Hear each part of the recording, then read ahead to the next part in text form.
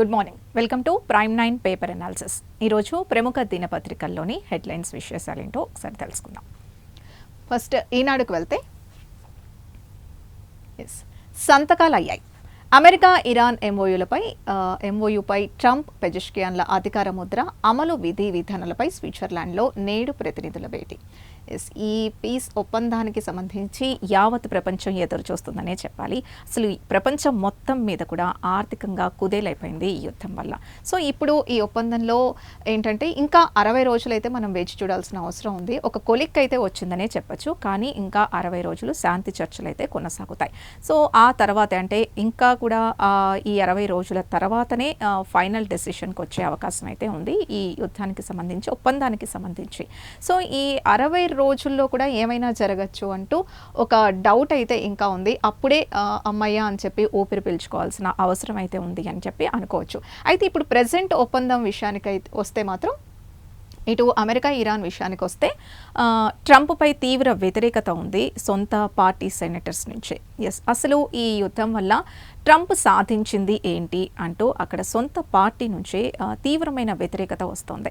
ఎందుకంటే అసలు ఇరాన్తో యుద్ధం ఎందుకు మొదలుపెట్టాడు, ఎందుకు ముగించాడు, ట్రంప్కైనా అర్థమవుతుందా అంటూ అక్కడ తీవ్రంగా అటు అమెరికా ప్రజలు కానీ సొంత పార్టీ సెనేటర్స్ నుంచి తీవ్రంగా వ్యతిరేకత అయితే వ్యక్తమవుతుంది. నిజమే కదా, అసలు ఈ ఇరాన్ని చాలా తక్కువ అంచనా వేసి దారికి తెచ్చుకోవచ్చు అని చెప్పేసి ఈ ట్రంప్ అయితే ఈ యుద్ధం స్టార్ట్ చేశాడు. కానీ ఆఖరికి అసలు ట్రంపే రాజీకి వచ్చి ఈ ఒప్పందాన్ని కుదుర్చుకున్నాడు అని చెప్పి అక్కడ తీవ్రంగా ఆగ్రహ జ్వాలలు అయితే ట్రంప్ పై ఉన్నాయి. అయితే వాళ్ళు ఏమంటున్నారంటే అసలు ఇరాన్ ఇప్పుడు సొంతంగా అంటే అమెరికా ప్రజల నుంచి తీసుకున్న ఈ పన్నుకి సంబంధించిన డబ్బులన్నీ తీసుకొచ్చేసి ఇప్పుడు ఇరాన్పై యుద్ధానికి సంబంధించి ఇరాన్పై వెచ్చించాడు. అలాగే ఇప్పుడు ఒప్పందంలో భాగంగా కూడా మళ్ళీ ఇరాన్ పునర్నిర్మాణానికి కొన్ని వేల డాలర్ని ఇవ్వాల్సి వస్తుంది. ఇదంతా అసలు ట్రంప్ ఎందుకు చేస్తున్నాడు అనేది ట్రంప్కైనా అర్థమవుతుందా అంటూ అక్కడి నుంచి చాలా వ్యతిరేకత అయితే ట్రంప్ మీద వచ్చింది. అలాగే ఇప్పుడు అసలు ఇంకా ఇరాన్ని బలపరిచినట్టే కదా.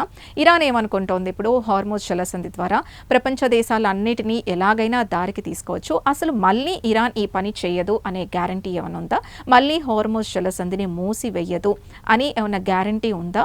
సో అసలు ఇదంతా ట్రంప్ ఎందుకు మొదలుపెట్టాడు, ఎందుకు ఇలా చేశాడు అనేది ట్రంప్ కన్నా అర్థమవుతుందా అంటూ అక్కడ ఒక వ్యతిరేకత అయితే వచ్చింది యుద్ధం వల్ల. అండ్ ట్రంప్ కూడా చాలా అంత ముందున్న అగ్రెసివ్నెస్ కానీ ట్రంప్లో కనిపించట్లేదు. ట్రంప్ చాలా బేలగా కనిపిస్తున్నాడు ఈ యుద్ధం రాజీ విషయంలో. రాజీ తర్వాత అంటే ఓడిపోయాను అనే భావన ట్రంప్లో కూడా ఉంది. పైకి ఏదో మేకపోతూ గాంభీర్యం ప్రదర్శిస్తున్నాడు తప్పించి ట్రంప్ కూడా ఇదే ఫీల్ అవుతున్నాడు. రాజీకి రాక తప్పలేదు, ఇరాన్ని బుజ్జగించే ప్రయత్నం ట్రంపే చేశాడు అని చెప్పి ఒక బయటకైతే ఇలాంటి న్యూసే వస్తుంది ఒప్పందానికి సంబంధించి. సో ఇంకా ఈ ఒప్పందానికి సంబంధించి అయితే 60 రోజుల తర్వాతే మనం అందరం కూడా ఓకే కంప్లీట్ అయింది అనుకోవాల్సిన పరిస్థితులు ఉంది. మధ్యలో కూడా మళ్ళీ ఈ శాంతి చర్చల్లో ఏవైనా జరగచ్చు అనే ఒకటైతే ఉంది. నెక్స్ట్ మద్యం కుంభకోణం కేసులో కారుమూరి సునీల్ని అరెస్ట్ చేసిన న్యూస్ చూస్తున్నాం. మాజీ మంత్రి కారుమూరి నాగేశ్వరరావుకు ఈడీ నోటీసులు 23న విచారణకు హాజరు కావాలి. ఇక వైకాపా హయాంలో ఆంధ్రప్రదేశ్లో జరిగిన మద్యం రవాణా కుంభకోణం కేసులో ఆ రాష్ట్ర మాజీ మంత్రి కారుమూరి నాగేశ్వరరావు కుమారుడు సునీల్ కుమార్ని ఈడీ గురువారం అరెస్ట్ చేసింది. దాంతో ఈ కేసులో ఈడీ అరెస్ట్ చేసిన వారి సంఖ్య 3కు చేరింది. ఇదే కేసులో నిందితులుగా ఉన్న ఆంధ్రప్రదేశ్ బ్యావరేజెస్ కార్పొరేషన్ అప్పటి ఎండీ వాసుదేవరెడ్డి ఈ కుంభకోణంలో ప్రభుత్వం తరపున అన్ని తానే నడిపించిన రాజ్ కేసీ రెడ్డిలను ఈ నెల 11న అరెస్ట్ చేసింది. సునీల్ కుమార్ తండ్రి మాజీ మంత్రి నాగేశ్వరరావుకు కూడా ఈడీ తాజాగా నోటీసులు ఇచ్చింది. అయితే ఈ నెల 23న విచారణకు హాజరు కావాలని పేర్కొంది. మద్యం పాలసీని అడ్డం పెట్టుకుని వేల కోట్ల కుంభకోణానికి పాల్పడ్డారన్న ఆరోపణలపై ఏపీ ప్రభుత్వం ఏర్పాటు చేసిన సిట్ దర్యాప్తు చేస్తున్న సంగతి తెలిసిందే. ఇప్పుడు ఈ మద్యం కేసుకి సంబంధించి సునీల్ని అరెస్ట్ చేసినట్టుగా తెలుస్తోంది. ఇక్కడ ఈ చిత్రంలో చూడొచ్చు సునీల్ నాంపల్లి కోర్టు నుంచి చెంచల్గూడ జైలుకు తరలిస్తున్న చిత్రానికి సంబంధించిన న్యూస్ ఇది. అయితే ఇప్పుడు ఈడీ దర్యాప్తులో ఇప్పుడు సునీల్ విచారణలో ఇంకా ఎలాంటి విషయాలు వెలుగులోకి వస్తాయి అనేది మనం వేచి చూడాలి.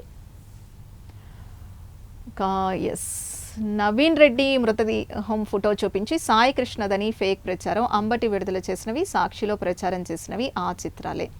ఇప్పుడు ఏపీలో సంచలనంగా మారిన రౌడీ షీటర్ నవీన్ రెడ్డి మృతికి సంబంధించి ఆరోపణల విషయంలో పెను సంచలనంగా మారిన కేసు ఇప్పుడు అక్కడ చాలా ఎక్కువగా ఈ కేసుకి సంబంధించి నడుస్తోంది. అయితే ఇప్పుడు ఈ న్యూస్ ఏంటంటే, ఈ హెడ్లైన్ ఏంటంటే, యాక్చువల్గా నవీన్ రెడ్డి అంటే ఎవరైతే సాయి కృష్ణ నవీన్ రెడ్డిని చంపాడంట. సో అప్పుడుకి సంబంధించిన నవీన్ రెడ్డి మృతదేహానికి సంబంధించిన ఫొటోస్ని సాయి కృష్ణగా ఫేక్గా సృష్టించి ఆ ఫోటోల్ని చూపించి ఇదే సాయి కృష్ణ మృతదేహం అంటూ ఇది సాక్షిలో ప్రచారం చేసినవి, కానీ ఇటు అదంతా ఫేక్ అని చెప్పేసి అంటే అది ప్రూవ్ అయింది కూడా. జనసేన ఎమ్మెల్యే బొలిశెట్టి అన్నారు. సో అది సాయి కృష్ణ మృతదేహం కాదు, ఎవరైతే సాయి కృష్ణ చంపిన నవీన్ రెడ్డి మృతదేహాన్ని ఫోటోలకు సంబంధించినవి. సో ఆ ఫోటోల్ని అది ఫేక్గా సృష్టించి చూపిస్తున్నారు, ఇందులో ఎలాంటి నిజం లేదు అంటూ జనసేన ఎమ్మెల్యే బొలిశెట్టి పేర్కొన్నారు. సో ఇది సాయి కృష్ణ కుటుంబంకి న్యాయం చేస్తాం విజయవాడ తూర్పు ఎమ్మెల్యే గద్దె రామ్మోహన్ అంటున్నారు. సో సాయి కృష్ణ కేసుకు సిబిఐ ఇవ్వాలి, కంటి తుడుపు చర్యగా ఇది జగన్ నిన్న సంబంధించిన న్యూస్ ఇది సాయి కృష్ణకు సంబంధించింది. సో ఈ 3 హెడ్లైన్స్ తీసుకున్నా కూడా సాయి కృష్ణ మృతికి సంబంధించి కేసుకి సంబంధించి ఇప్పుడు ప్రస్తుతం ఏపీలో బాగా సంచలనంగా మారింది. సో దాని గురించి మాట్లాడుకుందాం. పారిశ్రామిక ఫలితాలు పేదలకు అందాలి, ఇథనాల్ సెమీ కండక్టర్ల పరిశ్రమలకు ప్రోత్సాహం, 30,515 కోట్ల పెట్టుబడులు, 29,677 మందికి ఉపాధి. 18వ SIPB సమావేశంలో చంద్రబాబు. రాష్ట్రంలో 30,515 కోట్ల పెట్టుబడులు పెట్టేందుకు వివిధ సంస్థలకు రాష్ట్ర ప్రభుత్వం అనుమతించింది. వాటి ద్వారా ఏర్పాటు చేసే పరిశ్రమల్లో 29,677 మందికి ఉపాధి కల్పించనున్నట్లు సంస్థలు ప్రతిపాదనలో పేర్కొన్నాయి. సీఎం చంద్రబాబు అధ్యక్షతన రాష్ట్ర పెట్టుబడుల ప్రోత్సాహ మండలి 18వ సమావేశం గురువారం జరిగింది. సో ఈ సమావేశంలో ఇథనాల్ సెమీ కండక్టర్ల పరిశ్రమలకు ప్రోత్సాహం ఇవ్వాలని చంద్రబాబు సూచించినట్టుగా ఇక్కడ ఈ న్యూస్ ద్వారా తెలుస్తోంది. సూక్ష్మ సేద్య పరికరాల తయారీ పార్కులు, ఇది సూక్ష్మ సేద్య పరికరాల పార్క్ ఏర్పాటుకు చర్యలు తీసుకోవాలి. భవిష్యత్తులో ఉద్యాన ఫ్లోరికల్చర్కు అద్భుతమైన అవకాశాలు ఉన్నాయి, వాటికి సూక్ష్మ సేద్య పరికరాలు అవసరం. శ్రీ సత్యసాయి జిల్లా పుట్టపర్తిలో 5వ జనరేషన్ ఫైటర్ జెట్ తయారీ టెస్టింగ్ ఫెసిలిటీ కేంద్రం వేగంగా గ్రౌండ్ చేయాలి. కేంద్రానికి ఎప్పటికప్పుడు నివేదికలు పంపాలి. తాడిపత్రి అనంతపురం మధ్య ఎయిర్ స్క్రిప్ట్ ఏర్పాటు చేయాలని చెప్పి చంద్రబాబు సూక్ష్మ సేద్య పరికరాలకు సంబంధించి ఇక్కడ సూచించినట్టుగా తెలుస్తోంది. ఇది ఇక జూలై 3 కల్లా గ్రీనింగ్ సొసైటీ, ప్రతి పంచాయతీలో ఒక నర్సరీ ఉండాలి. అటవీ శాఖపై సమీక్షలో ఉప ముఖ్యమంత్రి పవన్ కళ్యాణ్. ఇది ఒక అధికారులతో సమీక్షా సమావేశాన్ని డిప్యూటీ సీఎం పవన్ కళ్యాణ్ నిర్వహించారు. ఇదేంటంటే కోస్తా తీర ప్రాంతాల్లో గ్రీన్ బెల్ట్ విస్తరణకు సంబంధించి ఆయన అధికారులకు దిశానిర్దేశం చేసినట్టుగా తెలుస్తోంది. అలాగే రాష్ట్ర భౌగోళిక విస్తీర్ణంలో 50% మేర పచ్చదనం పెంచడమే లక్ష్యంగా ప్రతిపాదించిన గ్రీనింగ్ సొసైటీ ఏర్పాటు ప్రక్రియ జూలై 3వ తేదీ కల్లా పూర్తి చేయాలని ఉప ముఖ్యమంత్రి పవన్ కళ్యాణ్ ఆదేశించారు. ఈ సొసైటీ నిబంధనలు, నియామకాలు, విధి విధానాలు, ప్రతిపాదనలన్నీ ఖచ్చితంగా ప్రెసిడెన్షియల్ ఆర్డర్ 2025కు అనుగుణంగా ఉండేలా చూసుకోవాలని ఆయన స్పష్టంగా అధికారులకు సూచించినట్టుగా ఈ న్యూస్ ద్వారా తెలుస్తోంది. ఆక్వా మేత కిలోకు ₹4 తగ్గింపు, ఇది ధరల నిర్ణయానికి కమిటీ ఆదేశించినట్టుగా తెలుస్తోంది. రైతులు ఫీడ్ తయారీదారుల సమావేశంలో సీఎం చంద్రబాబు. ఇది ఆక్వా మేత కిలోకు ₹4 తగ్గించాలని చెప్పి ఇది రైతులు ఫీడ్ తయారీదారుల సమావేశంలో సీఎం చంద్రబాబు ఆదేశించారు. పొగాకు కిలో 200కు తగ్గకుండా కొనాల్సిందే. వేలం కేంద్రాల్లో నో బిడ్ అనే మాటే రాకూడదు. పొగాకు ధరలపై సమీక్షలో సీఎం. ఇది నో బిడ్ అనే కానీ లో బిడ్ కానీ ఈ 2 మాటలకు తావు ఉండకూడదు. ఇది పొగాకు 200కు తగ్గకుండా కొనాల్సిందే అంటూ ఇది సీఎం పొగాకు ధరల సమీక్షలో ఆదేశించినట్టుగా తెలుస్తోంది. కర్నూలులో వైకాపా మూక దాడులు, 2 తెదేపా కార్యకర్తలపై హత్యాయత్నాలు. ఖర్చులో ఎక్కువ మొత్తం జీతాలు, వడ్డీలు, పింఛన్లకే. ఏపీలో పింఛన్ల కన్నా వడ్డీ చెల్లింపుల ఖర్చే అధికం. గత 10 ఏళ్లలో చేబదులు తీసుకున్న రాష్ట్రాల్లో ఏపీ ఒకటి. ప్రజా రుణంలో 27% మూలధన వ్యయంగా ఖర్చు. 10 ఏళ్ల తీరులోనే 2024-25 ఆర్థిక సంవత్సరం కాగ్ నివేదికలో వెల్లడి. ఇదే దేశంలోని అన్ని రాష్ట్రాల్లో గత 10 ఏళ్లలో 131% మేర ఖర్చులు పెరిగిపోయాయి. 2014-15లో 22,018 22,18,024 కోట్లు ఖర్చు చేయగా 2024-25 వచ్చేసరికి అన్ని రాష్ట్రాల ఖర్చు కలిపి 51,20,365 కోట్లకు చేరినట్టు ఇక్కడ తెలుస్తోంది. సో ఖర్చులో ఎక్కువ మొత్తం జీతాలు, వడ్డీలు, పింఛన్లకి వెళ్తున్నట్టుగా ఈ న్యూస్ ద్వారా తెలుస్తోంది. ఈనాడుకు వస్తే ఇంతే. ఇంకా నెక్స్ట్ సాక్షికి వెళ్దాం. సాక్షిలో చూసుకుంటే సాయికృష్ణ కేసుని ప్రధాన హెడ్లైన్గా చూడొచ్చు. ఇది సిబిఐ దర్యాప్తు జరగాలి అంటూ జగన్ ఆదేశించారు. సో ఇది చూసుకుంటే ఏంటంటే నిన్న సాయికృష్ణ తల్లిని జగన్ పరామర్శించడానికి వెళ్ళారు. సో ఆ హెడ్లైన్నే మనం ఇక్కడ చూస్తున్నాం. Gig worker Saikrishna lockup death ఘటనలో వైఎస్ జగన్ డిమాండ్. ఇది సిబిఐ దర్యాప్తు జరగాలి అని చెప్పేసి జగన్ డిమాండ్ చేస్తున్నట్టుగా ఈ న్యూస్ ద్వారా తెలుస్తోంది. సాయికృష్ణ తల్లి విజయలక్ష్మిని ఓదారుస్తున్న మాజీ సీఎం వైఎస్ జగన్. ఇందాక మాట్లాడుకున్నట్టుగా సాయికృష్ణ కేసు ఇప్పుడు ఏపీలో బాగా సంచలనంగా మారింది. అసలు సాయికృష్ణ ఏమయ్యాడు? లాకప్ డెత్ అయ్యాడా లేదా? అసలు సాయికృష్ణ డెడ్ బాడీ ఏమైంది? ఆవిడ తల్లి పిటిషన్ దాఖలు చేసింది. తల్లికి విపరీతమైన మద్దతు వస్తుంది. ఖచ్చితంగా ఆ తల్లికి న్యాయం జరగాల్సిందే. కానీ ఇది రాజకీయాలకి ఎందుకు అంటగడుతున్నారు అంటూ దీనికి అంటే ఒక వాదన అయితే వినిపిస్తోంది. సో ఇది పార్టీకి ఏం సంబంధం ఉంది? అఫ్ కోర్స్ అక్కడ ఏమైనా తప్పు జరిగి ఉంటే, సిఐ నాగరాజు ఆధ్వర్యంలో ఇదేమైనా తప్పు జరిగి ఉంటే అతను ఆల్రెడీ సస్పెన్షన్ చేశారు. ఇంకా పారదర్శకంగా దర్యాప్తు జరుపుతాం. అసలు సాయికృష్ణ ఏమయ్యాడు అని చెప్పి ఆ తల్లి ఆక్రందన్ని అందరూ అర్థం చేసుకుంటున్నారు. ఆ తల్లికి న్యాయం చేస్తామంటూ ఇప్పుడు ప్రస్తుతం ప్రభుత్వం స్పందిస్తోంది. సో జగన్ ఏమంటున్నారంటే ఈ సిఐ నాగరాజు సస్పెన్షన్ అదేదో కంటి తుడుపు చర్య మాత్రమే, అసలు ఏ తప్పు జరగకుండా సస్పెన్షన్ ఎందుకు చేశారు అంటూ ఇటు జగన్ వాదనగా మనకి తెలుస్తోంది. అండ్ ఆల్సో ఇందాక మాట్లాడుకున్నట్టుగా నవీన్ రెడ్డి ఫోటోల్ని చూపించి, ఎవరైతే సాయికృష్ణ చంపిన వ్యక్తి నవీన్ రెడ్డి, అతన్ని ఫోటోల్ని చూపించి అది సాయికృష్ణ మృతదేహం ఫోటోలుగా ఫేక్ వీడియోని సృష్టించారు అంటూ ఇది వైసీపీ వాదన. ఓవరాల్గా అసలు దీన్ని రాజకీయం ఎందుకు చేస్తున్నారు? నిజంగా అక్కడ ఏమైనా తప్పు జరుగుంటే, ఇదే కాదు ఇద్దరు వ్యక్తులు ఈ సిఐ నాగరాజు వేధింపుల వల్ల చనిపోయారు అని కూడా తెలుస్తోంది. సో అసలు ఏం జరిగింది అనేది విచారణలో తెలియాలి. అండ్ విచారణ అధికారిగా ఒక కొత్త వ్యక్తిని కూడా ఇప్పుడు ప్రస్తుతం నియమించారు. సో ఇప్పుడు విచారణలో ఎలాంటి విషయాలు బయటకు వస్తాయనేది అయితే వేచి చూడాల్సింది. ఇది నిన్న జగన్ సాయికృష్ణ తల్లిని పరామర్శించి బయటకు వచ్చి మీడియా సమావేశంలో మాట్లాడారు. సో ఆ సమావేశంలోనే మీడియా ప్రెస్ మీట్లో ఆయన సిబిఐ దర్యాప్తు జరగాలి అంటూ ఒక డిమాండ్ అయితే చేశారు. సో దానికి సంబంధించింది ఇది. సో ఇక్కడ చూసుకుంటే ఈ కేసులో సిఐ ఒక్కడిని బాధ్యుడిగా చేస్తే సరిపోదు. ఈ నేరంలో విజయవాడ సిపి, డీజీపీకి భాగం ఉంది. ఈ ఘటనకు బాధ్యులైన వారందరిపై మర్డర్ కేసు పెట్టాలి. కొడుకు కోసం ఆ తల్లి పోలీస్ స్టేషన్ చుట్టూ తిరిగింది. ఫోటోకు దండ వేసుకోమని సిఐ హేళన చేశారు. ఆమె ఇచ్చిన ఫిర్యాదును పోలీసులు చెత్తబుట్టలో పడేశారు.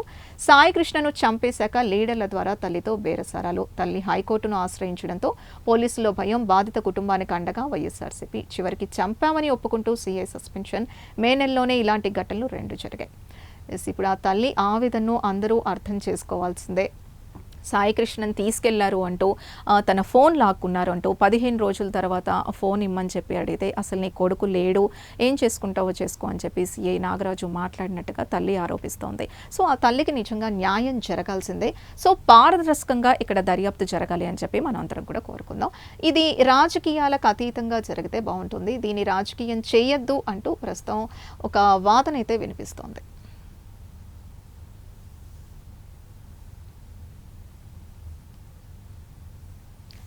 నెక్స్ట్ వస్తే ఇదే ఇందాక యుద్ధానికి సంబంధించిన న్యూసే. యుద్ధం సమాప్తం. ఇందాక మాట్లాడుకున్నట్టుగా యుద్ధం సమాప్తం అంటూ ఇది ఎంఓయూపై సంతకాలు చేసిన పత్రాలతో ఇటు అమెరికా, ఇరాన్ అధ్యక్షుల్ని మనం చూడొచ్చు. అవగాహన ఒప్పందంపై ట్రంప్, పెజెష్కియాన్ సంతకాలు. సో ప్రెజెంట్ అయితే ఇది ఒక పాజ్ అనే అనుకోవచ్చు. కానీ కంప్లీట్గా మాత్రం ఒక 60 రోజుల తర్వాతే కంప్లీట్ ఒప్పందం అవుతుంది.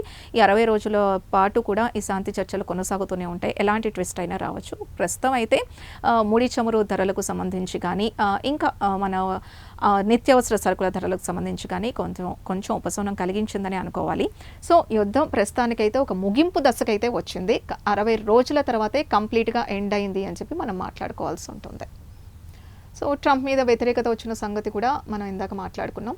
ఇది 3వ ఏడాది మోసమే. ఈసారి కూడా అరకొరగానే అన్నదాత సుఖీభవ. తొలి ఏడాది 20,000 ఎగ్గొట్టి, రెండో ఏడాది అరకొరగా విధినింపు, రేపు 3వ ఏడాది తొలి విడత పెట్టుబడి సాయం జమ. ఏడాది కూడా 46.86 లక్షల మంది రైతులకే. మళ్ళీ 7 లక్షల మందికి ఎగనామం. రెండేళ్లలో భూ యజమానులకు 14,823.28 కోట్లు, కౌలు రైతులకు 6,400 కోట్లు ఎగవేత.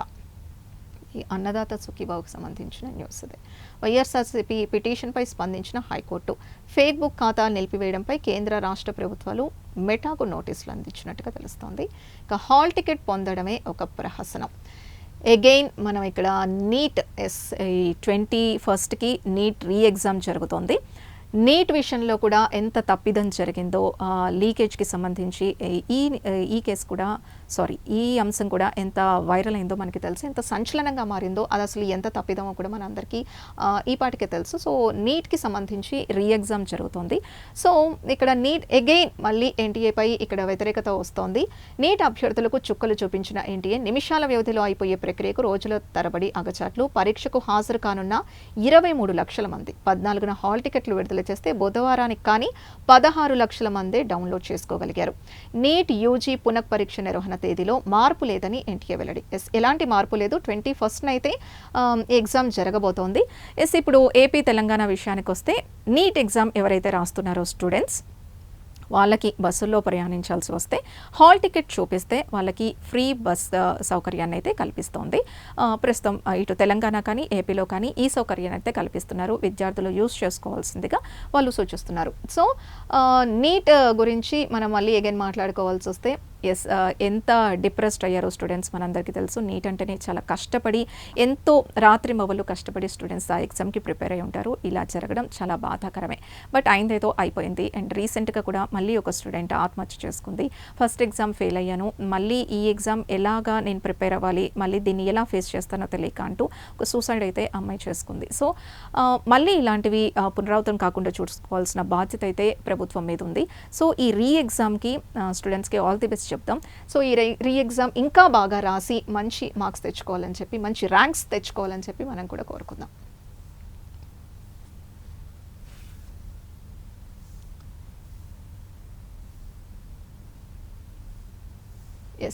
రాష్ట్రంలో దుర్మార్గ పాలన, పార్టీ శ్రేణులంతా ప్రజల తరపున పోరాడాలని వైఎస్ జగన్ పిలుపు.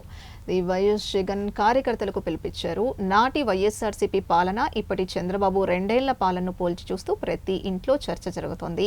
జగన్ను దూరం చేసుకున్నామని భావిస్తున్న ప్రజలు, అన్ని వర్గాల్ని మోసం చేసిన చంద్రబాబు ప్రభుత్వం, అందుకే అందరిలోనూ తీవ్ర అసంతృప్తి. బాబు మోసాలపై ప్రశ్నిస్తే దొంగ కేసులు, దొంగ సాక్ష్యాలు, వేధింపులు.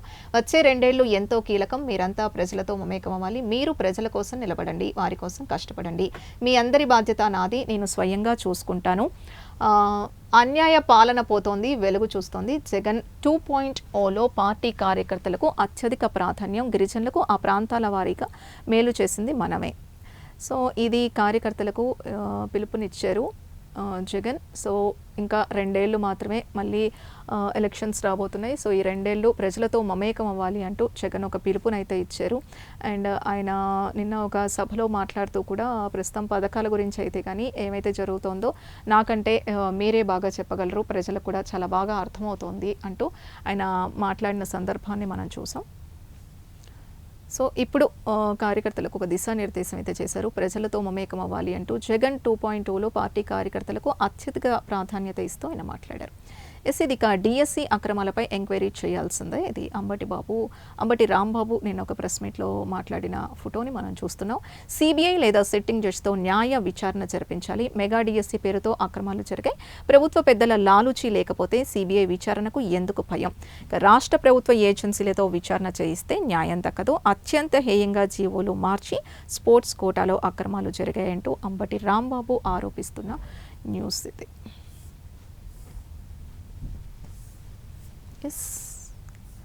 సాక్షి కూడా అంతే. ఇక ఆంధ్రజ్యోతికి వెళ్దాం. ఇందాక మద్యం రవాణా స్కామ్లో ఈ కేసుకి సంబంధించి అగైన్ ఇక్కడ ప్రధాన హెడ్లైన్గా మనం చూడొచ్చు. కారుమూరి కొడుకు అరెస్ట్, మద్యం రవాణా స్కామ్లో ఈడీ దూకుడు, తండ్రి నాగేశ్వరరావుకు సమన్లు. 23న విచారణకు రావాలని శ్రీముఖం, కొడుకు సునీల్కు 25 వరకు రిమాండ్. ఆ రోజు కసిరెడ్డి వాసుదేవరెడ్డితో పాటు ఆయన్ను హాజరుపరచాలని కోర్టు ఆదేశం. సిగ్మా నుంచి సబ్ కాంట్రాక్టర్ల దాకా కారుమూరి కుటుంబంపై ప్రత్యేక దృష్టి. సో ఇది వాసుదేవరెడ్డి మధ్యంతర బెయిల్కు నో. సో మధ్యంతర బెయిల్కి ఇక్కడ నో చెప్పినట్టుగా తెలుస్తోంది.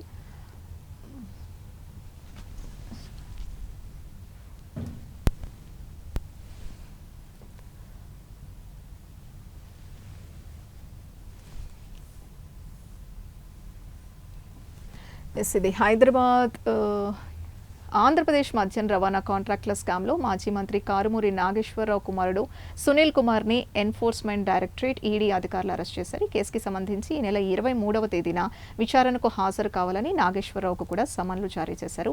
గురువారం సునీల్ కుమార్ని ఆయన ఇంటి నుంచి ఈడీ అధికారులు తొలుత తమ కార్యాలయానికి తీసుకెళ్లారు.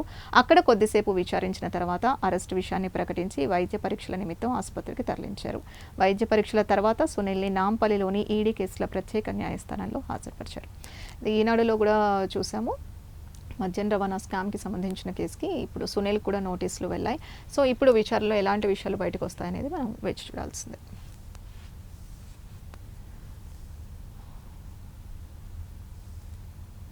ఇది ఇంకొక హెడ్లైన్ చూస్తే, లొంగిపోతే మంచిదే, ఎంపీని టార్చర్ చేస్తారని సునీల్ నాయక్కు తెలుసు. రఘురామ కేసులో ఆయనదే కీలక పాత్ర.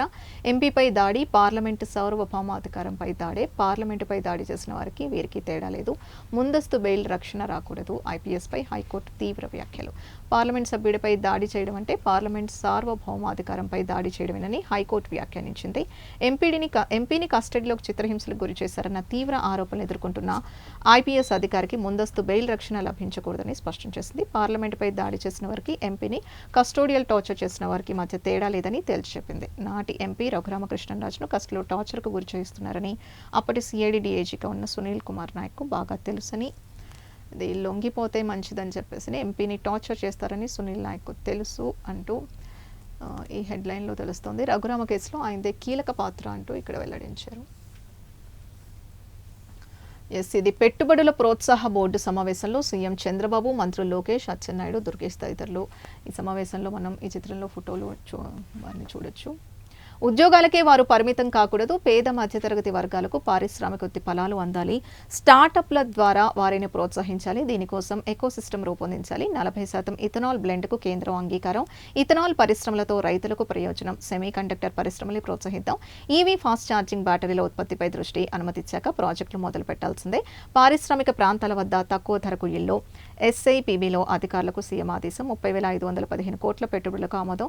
50 కంపెనీల ద్వారా 29,677 ఉద్యోగాలు. పెట్టుబడుల ప్రోత్సాహ బోర్డు సమావేశంలో సీఎం చంద్రబాబు, మంత్రి లోకేష్, అచ్చెన్నాయుడు, దుర్గేష్ తదితరులు ఉన్నారు ఇక్కడ. సో ఈ సమావేశంలో సంబంధించిన న్యూస్ ఇది. సీఎం చొరవతో తగ్గిన ఆక్వా దానా ధర కిలోకు ₹4 తగ్గించాలని చెప్పి ఇది ఇందాక కూడా మనం చదివాం. సో ఇది ఆక్వా ధరకు సంబంధించి ₹4 తగ్గించాలి అని చెప్పి సీఎం చంద్రబాబు కీలక ఆదేశాలు ఇచ్చారు. అండ్ పొగాకు సంబంధించి కూడా లో బిడ్, నో బిడ్ అనే మాటలే ఉండకూడదు అంటూ ఆయన ఖచ్చితమైన ఆదేశాలు ఇచ్చారు. సో ఇది ఏపీ రాష్ట్ర అభివృద్ధికి సంబంధించి, పెట్టుబడుల ప్రోత్సాహానికి సంబంధించి ఆయన ఎంత త్వరితగతిన ఇలాంటి నిర్ణయాలు తీసుకుంటూ ముందుకెళ్తున్నారో మనందరికీ తెలిసిన విషయమే. సీఎం చంద్రబాబు ఇది రేపే అన్నదాత సుఖీభవ చెల్లింపులు. బెంగాల్లో ప్రధాని, లింగంగుట్లలో సీఎం నిధుల విడుదల. రాష్ట్రంలో 46,85,838 మంది రైతుల ఖాతాల్లో నగదు జమ. ఇక అనాథ పిల్లలకు తల్లికి వందనం. ఇది లోకేష్ వారి సంరక్షకుల వివరాలు సేకరించాలి, లేదంటే కలెక్టర్ల ద్వారా వారికి అందించాలి. పాఠశాలల ఫీజులు ప్రదర్శించాలి, పబ్లిక్ డొమైన్లోనూ అందుబాటులో ఉంచాలి. విద్యాశాఖపై సమీక్షలో మంత్రి లోకేష్ ఆదేశం. ఇది మంత్రి లోకేష్ విద్యాశాఖ సమీక్షలో ఆదేశించినట్టుగా తెలుస్తోంది. అనాథ పిల్లలకు కూడా తల్లికి వందనం పథకాన్ని ఇవ్వాలి అన్నట్టుగా ఆయన ఆదేశించారు.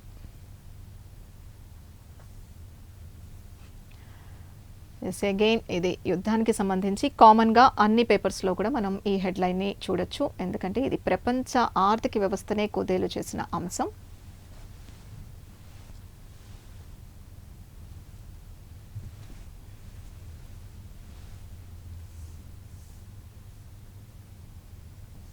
అగైన్ అదే న్యూస్ చూస్తున్నాం మనం. నెక్స్ట్ వచ్చి కృష్ణలంకలో కలకలం. ఎస్, ఇందాక సాయి కృష్ణ గురించి మాట్లాడింది. సో కామన్గా సాయి కృష్ణ న్యూస్ కానీ యుద్ధానికి సంబంధించిన న్యూస్ కానీ మనం కామన్గా చూస్తున్నాం.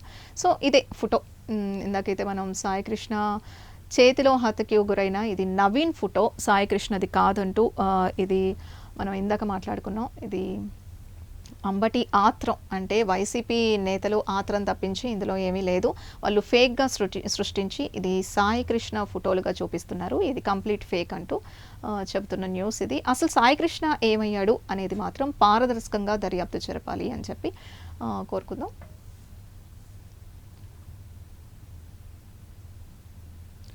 ఇది కడచూపు చూడలేదు, కన్నీటి బొట్టు రాల్చలేదు. రాధా గాయత్రి భర్త శ్రీచరణ్లో కనిపించని బాధ, పశ్చాత్తాపం. పెళ్ళైనప్పటి నుంచి అనుమానం, రోజుకి 20 సార్లు వీడియో కాల్, పక్కన ఎవరున్నారో చూపించాలని డిమాండ్. ఆమె హ్యాండ్ బ్యాగ్లో జీపీఎస్ ట్రాకర్, హైదరాబాద్లో ఉన్నప్పటి నుంచి వేధింపులు.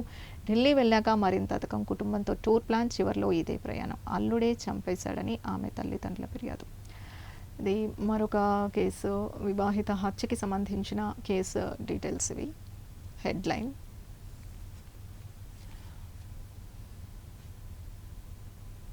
ఇది ఇంకొక మహిళకు సంబంధించిన కేసు. 15 ఏళ్లుగా మహిళకు నరకం, మూత్రం తాగించి విద్యుత్ షాక్తో వేధించిన దొంగ బాబా ఒత్తిడి తెచ్చి భర్తకు విడాకులు ఇప్పించాడు. ఆశ్రమం నుంచి పారిపోకుండా కట్టుదిట్టమైన నిఘా. పూణేలో స్వయం ప్రకటిత గురువు ఆకృత్యాలు, సీసీ కెమెరాలు పగలగొట్టి తప్పించుకున్న బాధితురాలు. దొంగ బాబాతో పాటు 7 అనుచరులు. ఇది దొంగ బాబాను ఒక మహిళను వేధించిన కేసు. సో ఇలాంటివి మనం తరచూ వింటూనే ఉన్నాం. ఉగ్రవాదం, సైబర్ నేరాలకు అడ్డాగా టెలిగ్రామ్. చట్ట వ్యతిరేక అసాంఘిక కార్యకలాపాల కోసం ప్రైవసీ ఫీచర్లను దుర్వినియోగం చేస్తున్నారు. వారిని పట్టుకోవడం అధికార యంత్రాంగానికి కష్టమే. అందుకే నీట్ పరీక్షల నేపథ్యంలో తాత్కాలిక నిషేధం. ఇది టెలిగ్రామ్ని నీట్ పరీక్ష జరుగుతున్నంతసేపు ఒక 2 రోజులు మాత్రం తాత్కాలికంగా నిషేధాన్ని విధించారు. ఇది ఢిల్లీ హైకోర్టులో కేంద్రం అఫిడవిట్ తీర్పు రిజర్వ్ చేసింది.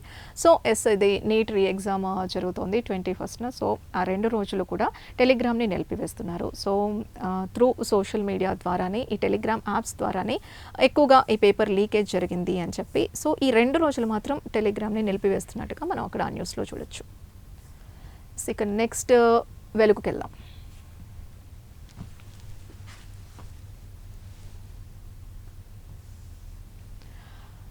వెలుగులో మెయిన్ హెడ్లైన్స్ చూస్తే 12 ఏళ్లలోపు పిల్లలకు సోషల్ మీడియా బంద్. 12 ఏళ్లలోపు పిల్లలకు సోషల్ మీడియా వాడటంపై బంద్ విధించినట్లుగా ఇక్కడ ఈ న్యూస్ ద్వారా తెలుస్తోంది. సో ఇది మంచి న్యూసే, కానీ ఇప్పుడు ప్రెసెంట్ మన దేశంలో ఇదైతే ఇంకా అమలు అవ్వలేదు. ఇది దుబాయ్కి సంబంధించిన న్యూస్ అయితే. ఇది అమలైతే మాత్రం మన దేశంలో కూడా చాలా మంచి పరిణామంగా చూడొచ్చు. 15 ఏళ్లలోపు పిల్లలకి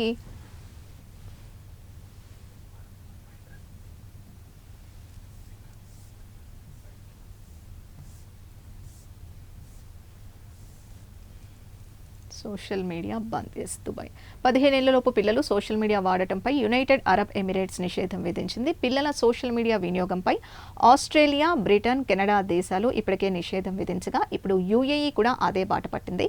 ప్రభుత్వ నిర్ణయం ప్రకారం 15 ఏళ్లలోపు వయసున్న పిల్లలు సోషల్ మీడియా ప్లాట్ఫామ్స్లో వ్యక్తిగత ఖాతాలను సృష్టించడం చట్టవిరుద్ధం. ఇతరులతో చాటింగ్ చేయడం, పోస్టులు పెట్టడం, కమెంట్లు చేయడం, షేర్ చేయడం, పబ్లిక్ గ్రూపులు, ఓపెన్ ఛానల్స్లో చేరడం వంటి ఎలాంటి ఫీచర్లను పిల్లలు యాక్సెస్ చేయడానికి వీల్లేదని ప్రభుత్వం స్పష్టం చేసింది. సోషల్ మీడియాపై నిషేధం విధించిన తొలి అరబ్ దేశం యూఏఈ. ఇది మన దేశంలో కూడా వస్తే చాలా మంచిది. 15 ఏళ్లలోపు పిల్లలు ఏంటి, మొదటి సంవత్సరం నుంచి కూడా పిల్లలు తినాలన్నా కూడా, ఆడుకోవాలన్నా కూడా, దేనికైనా కూడా ఇప్పుడు ప్రెసెంట్ అంతా కూడా వాళ్ళ చేతుల్లో, వాళ్ళ ప్రపంచం అంతా కూడా మొబైల్లోనే ఉండిపోతుంది. ఈ మొబైల్ అడిక్షన్ అనేది ప్రస్తుతం నార్మల్గా కనిపించినా కూడా ముందు ముందు పిల్లలకు అది మంచిది కాదు. చాలా స్ట్రెస్, డిప్రెస్డ్ అయిపోతున్నారు పిల్లలు. మెంటల్లీ వాళ్ళకి చాలా ప్రాబ్లమ్స్ వస్తున్నాయి. ఏకాగ్రత తగ్గుతుంది. ఇలాంటివన్నీ ముందు ముందు వస్తాయి. కళ్ళకి సంబంధించిన జబ్బులు కానీ ఇలాంటివన్నీ వచ్చే అవకాశం ఉంది. సో ఏదైనా మనం ఎంత అనుకున్నా కూడా ప్రెసెంట్ లైఫ్ స్టైల్లో మాత్రం ఇది తగ్గించడం కుదరట్లేదు. ఇలాంటి బ్యాన్ వస్తే నిజంగా అది సాధ్యపడుతుందేమో అని చెప్పి నాకు అనిపిస్తోంది. సో ఇదైతే ప్రస్తుతం ఇది దుబాయ్లో అవుతోంది. ప్రస్తుతం అక్కడ నిషేధం విధించారు 15 ఏళ్లలోపు పిల్లలకి. 30 నుంచి రైతు భరోసా, మదిరలో రైతు సమ్మేళనం, అదే వేదికపై నుంచి పెట్టుబడి సాయం, మంత్రులతో ప్రత్యేక సమావేశంలో సీఎం రేవంత్ కీలక నిర్ణయాలు. ఇది డిజిటల్ బాటలో క్యాబినెట్. ఇక ఇది డిజిటల్గా క్యాబినెట్ జరిగింది. ఇది పేపర్లెస్గా జరిగిన సమావేశం ఇది. ఇక ముందు కూడా ఇలాగే జరుగుతుంది అంటూ రేవంత్ రెడ్డి ఒక నిర్ణయం తీసుకున్నారు. ఇది ఫస్ట్ డిజిటల్ క్యాబినెట్ సమావేశం అనమాట. ఇది పేపర్లెస్గా జరిగిన సమావేశం. సో ఇది ఎంతవరకు సక్సెస్ అవుతుంది టెక్నికల్గా ముందుకు వెళ్ళడానికి ఇది ఒక తొలి అడుగు అని చెప్పి అనుకోవచ్చు. సో ఇదే డిజిటల్ బాటలో క్యాబినెట్. ఇక అంతా పేపర్లెస్. పాలనా సంస్కరణలో భాగంగా ప్రభుత్వం మరో కీలక నిర్ణయం తీసుకుందని, ఇకపై రాష్ట్ర మంత్రివర్గ సమావేశాలను పూర్తిగా పేపర్లెస్గా నిర్వహించబోతున్నామని మంత్రి ఉత్తమ్ తెలిపారు. క్యాబినెట్ సమావేశాలన్నింటినీ ఇకపై తెలంగాణ డిజిటల్ క్యాబినెట్గా నిర్వహిస్తారని వివరించారు. సో ఇప్పటి నుంచి తెలంగాణ క్యాబినెట్ సమావేశం కాదు, తెలంగాణ క్యాబినెట్ డిజిటల్ సమావేశాలుగా పిలుస్తారనమాట. ఇప్పటి నుంచి ఇలాగే జరగబోతున్నాయి, పేపర్లెస్గా సమావేశాలు జరగబోతున్నాయి. మంత్రి Sridhar Babu, CM, deputy CM, మంత్రులందరికీ ప్రత్యేక ట్యాబ్లు అందజేసినట్లు తెలిపారు. సో ఈ ట్యాబుల్లోనే ఇప్పటి నుంచి సమావేశాన్ని మనం చూడబోతున్నాం. అక్కడ ఇలానే అంటే టెక్నికల్గా ఇప్పుడు సమావేశాలని యూజ్ చేసుకుంటున్నారనమాట. మంత్రులంతా డిజిటల్ క్యాబినెట్ అమలు తీరును స్వయంగా పరిశీలించారని చెప్పారు. ఇకపై ఈ బుక్ ద్వారానే క్యాబినెట్ సమావేశం ఎజెండా, నోట్స్ అన్ని మంత్రులకు అందుబాటులో ఉంటాయన్నారు. పేపర్లెస్ గవర్నెన్స్లో భాగంగా తెలంగాణ డిజిటల్ క్యాబినెట్కు అమల్లోకి తీసుకురావడం సంతోషకరమని మంత్రి వెల్లడించారు. అది మరి ఇది ఎంతవరకు సక్సెస్ అవుతుందని అయితే ముందు చూడాల్సిందే. ప్రజెంట్ అయితే ఒక నిర్ణయం తీసుకున్నారు. ఇక నుంచి తెలంగాణ డిజిటల్ క్యాబినెట్ సమావేశాలని మనం చూడబోతున్నాం. ఎస్, ఫ్యూచర్ సిటీపై ఇంచు కూడా వెనక్కి తగ్గం. Yes, again Revanth Reddy future సిటీకి సంబంధించి మళ్ళీ ఒక గట్టి నిర్ణయం అయితే చెప్పారు. అదేంటంటే ఒక ఇంచు కూడా వెనక్కి తగ్గను నేను, ఇటు ఫ్యూచర్ సిటీకి సంబంధించి కానీ మూసీ నది ప్రక్షాళనకు సంబంధించి కానీ కొంచెం కూడా వెనక్కి తగ్గను అంటూ సీఎం రేవంత్ రెడ్డి చెబుతున్నారు. కోర్టు కేసులు వేసిన ఎండ్రిన్ తాగినా కట్టి తీరుతామంటూ ఆయన చెప్తున్నారు. సో ఆయన మాట తీరు మనకి తెలుసు, కొంచెం ఘాటుగానే ఆయన చెప్తారు. సో పచ్చదనంతో విలసిల్లేలా అద్భుతంగా భవిష్యత్తు నగరం, పేదల సామాన్యుల ఆస్తుల్ని హైడ్రా ముట్టుకోదు, కబ్జాదారుల వీపు మాత్రం సున్నం చేస్తాం, గుర్రంగూడ రిజర్వ్ ఫారెస్ట్ వన మహోత్సవం కార్యక్రమంలో CM Revanth Reddy. Yes, CM Revanth Reddy future సిటీపై ఇంచు కూడా తగ్గవని రేవంత్ రెడ్డి అంటుంటే, మేము మళ్ళీ అధికారంలోకి వచ్చాక ఖచ్చితంగా ఫ్యూచర్ సిటీని రద్దు చేస్తాము అంటూ హరీష్ రావు ప్రకటించిన సంగతి కూడా మనకి తెలుసు. ఫ్యూచర్ లేని నేతలు ఈ మాటలు చెబుతున్నారు అంటూ రేవంత్ రెడ్డి చెబుతున్నారు, వ్యాఖ్యానిస్తున్నారు. ఇలా మాట్లాడిన వాళ్ళు ఫామ్ హౌస్లో పరిమితమయ్యారు. అండ్ మూసీ నది ప్రక్షాళనకు సంబంధిస్తే అసలు మూసీ నదిలో ఉన్న కాలుష్యం అంతా కూడా కల్వకుంట్ల కుటుంబంలోనే ఉంది అంటూ ఆయన వ్యాఖ్యానించారు ఈ సందర్భంగా. సో అగైన్ ఫ్యూచర్ సిటీకి సంబంధించి ఆయన ఎంత గట్టిగా ఉన్నారో ఈ హెడ్లైన్ ద్వారా మనకి తెలుస్తోంది. కంప్యూటర్ సైన్స్పై AI effect, civil, mechanical, triple వైపు స్టూడెంట్లు, ఇంజనీరింగ్ కోర్ బ్రాంచ్లో పెరుగుతున్న అడ్మిషన్లో నేటి నుంచి ఎబ్సెట్ అడ్మిషన్ కౌన్సిలింగ్. ఇంజనీరింగ్ అంటేనే కంప్యూటర్ సైన్స్ అన్నట్లుగా సాగిన దశాబ్ద కాలపు ట్రెండ్ ఇప్పుడు యూటర్న్ తీసుకుంటోంది. ఎస్, ఇది ఏఏ ఎఫెక్ట్ కంప్యూటర్ సైన్స్పై పడినట్టు. అంతకుముందు ఎక్కువ సిఎస్సి గ్రూప్స్ మీదే ఎక్కువగా ఇంట్రెస్ట్ చూపించేవాళ్ళు, అంటే దానికే ఫ్యూచర్ ఉంటుంది, ఐటీ రంగాల్లోనే ఎక్కువగా ఫ్యూచర్ ఉంటుంది, ఫాస్ట్ గ్రోత్ ఉంటుంది అంటూ ఎక్కువగా ఆ గ్రూప్స్లోనే స్టూడెంట్స్ జాయిన్ అయ్యేవాళ్ళు. కానీ ఇప్పుడు ఈ హెడ్లైన్ ద్వారా మనకేం తెలుస్తుంది, ఏ ఎఫెక్ట్ ఎక్కువ పడుతుంది. సో లే ఆఫ్స్ ఎక్కువగా జరుగుతున్న విషయాన్ని మనం చూస్తున్నాం, సందర్భాల్ని మనం చూస్తున్నాం. ముందంతా కూడా ఏఏ ముందు ఉంటుంది. సో లే ఆఫ్స్ ఎక్కువగా జరుగుతున్నాయి. ఇప్పుడు అక్కడ ఎక్కువగా ఫ్యూచర్ లేదు మనకి అని చెప్పి, సో అగైన్ బ్యాక్ టు వస్తున్నారు స్టూడెంట్స్. వాళ్ళ ఆలోచన విధానం మారుతోంది. సివిల్, మెకానికల్, ట్రిపుల్ వైపు, ఈ గ్రూప్స్ వైపు ఎక్కువగా అడ్మిషన్స్ జరుగుతున్నాయంటూ ఈ హెడ్లైన్లో చూస్తున్నాం. సో ఇక్కడ మళ్ళీ అగైన్ అంతకుముందు ఉన్నట్టుగా వీటికి డిమాండ్ తగ్గింది. ఏవైతే కంప్యూటర్ సైన్స్ కోర్సెస్కి డిమాండ్ తగ్గింది. సివిల్, మెకానికల్, ట్రిపుల్ వైపు స్టూడెంట్స్ మళ్ళీ ఇంట్రెస్ట్ చూపిస్తున్నారు. ఇదంతా ఏఐ వల్ల జరుగుతోంది అంటూ ఈ న్యూస్ ద్వారా తెలుస్తోంది మనకి. ఎస్,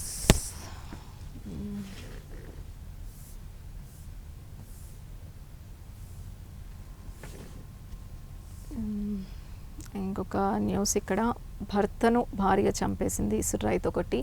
ఇలాంటి న్యూస్ కూడా మనం ఎక్కువగా ఈ మధ్య చూస్తున్నాం.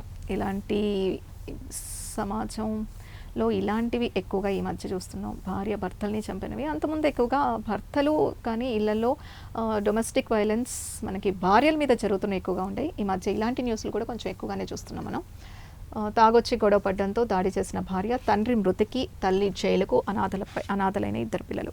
ఎస్, ఇక్కడ చూడండి, తండ్రి మృతి, తల్లి జైలుకు, అనాథలైన ఇద్దరు పిల్లలు. తల్లి తండ్రి కొట్టుకోవడం వల్ల వాళ్ళిద్దరి సమస్య కాస్త ఎఫెక్ట్ అయ్యేది పిల్లల వల్లే. ఇక్కడ ఏం జరిగింది అంటే ఆవేశంలోనో ఏం జరిగిందో మనకు తెలియదు, కానీ భార్య భర్తని చంపడం వల్ల తండ్రి మృతి, తల్లి జైలుకి, అనాథలైన ఇద్దరు పిల్లలు. ఫైనల్గా పిల్లలు అనాథలయ్యారు. వెలుగు విషయానికి వస్తే కూడా ఇంతే. కామన్గా అయితే యుద్ధానికి సంబంధించి, అలాగే సాయి కృష్ణ కేసుకి సంబంధించి మెయిన్గా ప్రముఖ దినపత్రికల్లో మనం ఈరోజు న్యూస్గా చూసాం. ఇది ఈరోజు ప్రముఖ దినపత్రికల్లోని హెడ్లైన్స్ విశేషాలు.